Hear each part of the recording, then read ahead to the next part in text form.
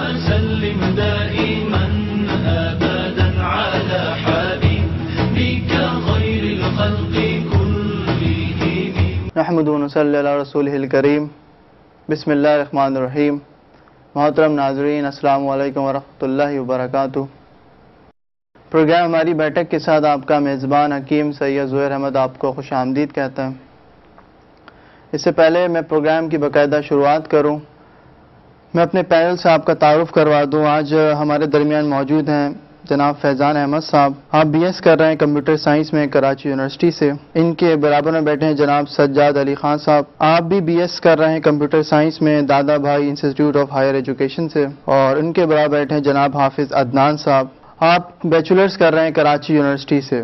محترم ناظرین، جیسا کہ آپ کے علم ہے کہ ان اسٹوڈنٹس کے سوالات کے جواب دینے کے لیے ہم نے ہمیشہ کی طرح آج بھی مدعو کیا ہے صاحبزادہ علامہ عزیر محمود اظہری صاحب کو. میں حضرت خوش آمدید کہتا ہوں اس پروگرام میں. حضرت، آج کا موضوع بڑا دلچسپ ہے، بڑا ایک نیا قسم کا موضوع ہے. ٹہنیاں بھی اللہ کی تسبیح کرتی ہیں.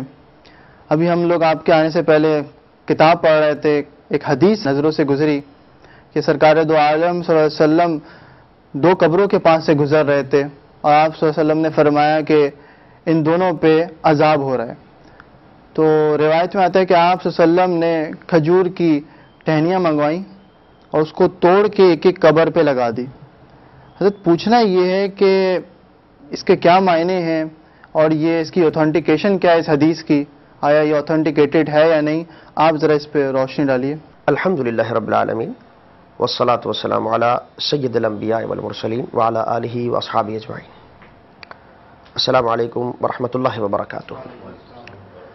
حضور والا، یہ جو آپ نے حدیث کے حوالے سے گفتگو کا آغاز کیا اور یہ پوچھا سب سے پہلے کہ یہ اتھینٹک حدیث ہے یا نہیں، تو میں عرض کرتا چلوں اس سے بڑی بات اور کیا ہوگی اس کی سند کے اعتبار سے، اس کے اعتماد کے حوالے سے، اس کے اتھینٹک ہونے کے حوالے سے، کہ یہ اصح الکتب بعد کلام اللہ کے کلام کے بعد جو مسلمانوں کے ہاں سب سے افضل اور اعلیٰ کتابیں ہیں وہ البخاری والمسلم، بخاری اور مسلم ہے. اور یہ حدیث مبارکہ اسی بخاری شریف کی حدیث ہے. یہ سب سے بڑی بات، اس کو سمجھ لیں، بڑی معتمد علیہ کتابیں ہیں اور یہ حدیث اسی کتابوں میں سے ہے، اس میں تو کوئی شک کی بات نہیں. اب رہی بات یہ کہ اس حدیث مبارکہ کے کیا مفاہیم ہیں، کیا معانی ہیں، ان سے کیا کیا مسائل استنباط ہو رہے ہیں، یا ہمارے لیے اور آپ کے لیے امت مسلمہ کے لیے کیا کیا میسیجز ہیں، وہ میں مختصر انداز میں آپ کی آج کی اس نشست میں بیان کرتا ہوں. دیکھیے، سب سے پہلے تو یہ بات حدیث میں جو آتا ہے کہ مر النبی علیہ الصلوۃ والسلام بقبرین وما يعذبان بکبیر. حدیث میں آتا ہے نبی کریم علیہ الصلوۃ والسلام جب دو قبروں کے پاس سے گزرے تو حضور نے پہلے تو یہ فرمایا انہما لا يعذبان، ان دو قبر والوں پر عذاب ہو رہا ہے. اور پھر یہ فرمایا کہ یہ جو عذاب ہو رہا ہے انہیں کسی کبیرہ معاملے میں نہیں ہو رہا، ان کو کسی کبیرہ معاملے میں، کبیرہ گناہ کے حوالے سے. حضور پھر کس وجہ سے فرمایا احدہما، ایک تو ان میں سے وہ تھا لا یستتر من البول، کہ جو اپنی زندگی میں پیشاب کی چھینٹوں سے نہیں بچا کرتا تھا، پیشاب کرتا اور اہمیت نہیں دیتا اس بات کو، چھینٹیں پڑ رہی ہیں پڑتی رہے، ناپاکی آ رہی ہے آتی رہے. ایک وہ شخص تھا. اما آخر، دوسرا شخص کون تھا؟ کان یمشی بالنمیمۃ، عربی میں نمیمہ کہتے ہیں چغلی کو.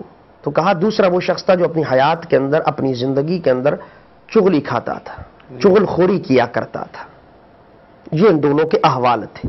ان احوال کو بیان کرنے کے بعد حدیث میں آتا ہے اخذ جریدۃ رطبۃ، نبی کریم علیہ الصلوۃ والسلام نے ایک تر ٹہنی لی، بعض میں آیا آپ نے منگوائی، اور اس کے بعد غرض فی کل قبر، پہلے فشقھا بنصفین، آپ نے اس کو دو حصوں میں توڑا جیسے کہ آپ نے ذکر کیا تھا، اور اس کے بعد رسول اللہ نے غرض فی کل قبر، ان میں سے ہر ایک قبر پر اس کو گاڑ دیا.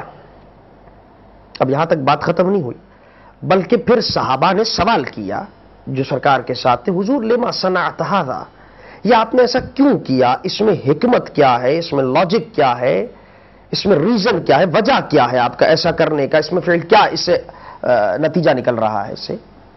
تو نبی کریم علیہ الصلوۃ والسلام نے فرمایا کہ لعلہ ان یخفف عنہما ما لم یبسا، یہ میں نے ٹہنیاں اس لیے گاڑ دیں کہ مجھے امید ہے جب تک یہ تر رہیں گی ان قبر والوں کا عذاب رب کائنات ہلکا فرما دے گا. یہ حدیث مبارکہ ہے، یہ بخاری شریف کی عرض کر چکا ہوں. اس سے اتھینٹک بات اور کیا ہو سکتی ہے. اب اس میں جو پہلی بات پتہ چلی وہ یہ کہ نبی کریم علیہ الصلوۃ والسلام نے جو ارشاد فرمایا کہ ان کو کسی بڑی بات کی وجہ سے عذاب نہیں، گناہ کبیرہ کے معاملے میں عذاب نہیں. اس سے کا کیا مفہوم، علماء نے اس سے کیا مراد لیا؟ کیونکہ جیسے کہ میں نے بیان کیا تھا ابھی کہ ان میں سے جو پہلا شخص تھا وہ تھا کہ جو پیشاب کی چھینٹوں سے نہ بچتا تھا، اور دوسرا وہ شخص تھا جو چغلی کھایا کرتا تھا، چغلی کیا کرتا تھا. تو نبی کریم علیہ الصلوۃ والسلام نے جو یہ بات ارشاد فرمائی کہ کسی بڑے گناہ کی وجہ سے نہیں، علماء کہتے ہیں یہ تو گناہ کبیرہ ہے. اس میں تو یہ تضاد بظاہر معلوم ہو رہا ہے کہ یہ حرام کام، کیونکہ پیشاب کی چھینٹوں سے نہ بچنا، ناپاکی سے نہ بچنا، گندگی سے نہ بچنا، یہ بھی حرام.